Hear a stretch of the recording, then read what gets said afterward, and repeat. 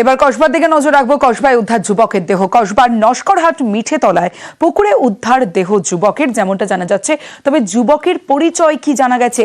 প্রাথমিক তদন্তে ঠিক কি উঠে আসছে? খুন নাকি আত্মহত্যা জানাবে সুস্মিতা, রয়েছে আমার সঙ্গে। সুস্মিতা, কসবার নস্করহাট মিঠেতলা জলাশয় থেকে যুবকের মৃতদেহ উদ্ধার করে আজ পুলিশ এবং সকাল প্রায় 10:30 নাগাদ সেই জলাশয়ে স্থানীয়রা সেই মৃতদেহ দেখতে পায় এবং পুলিশে খবর দিলে পুলিশ বেলা 1টা নাগাদ মৃতদেহ উদ্ধার করে।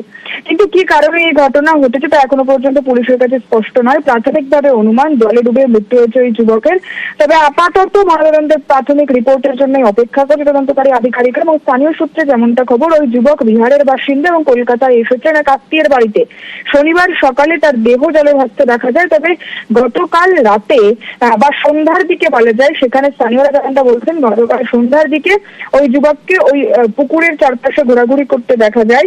তবে পুলিশ সূত্রে যেমনটা জানা যাচ্ছে যে পুলিশ ইতিমধ্যে আত্মহত্যা নাকি অন্য কোনো ঘটনা রয়েছে এর পেছনে, সেই বিষয়টি এই মুহূর্তে খতিয়ে দেখছে।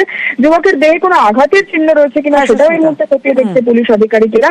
এবং যুবক যার বাড়িতে এসেছিলেন তাকে জিজ্ঞাসাবাদ করা শুরু করেছে, তার কারণ এটি নিছকই আত্মহত্যা নাকি অন্য কোনো কারণ রয়েছে সমস্তটাই তদন্ত করে দেখছে পুলিশ। ধন্যবাদ সুস্মিতা।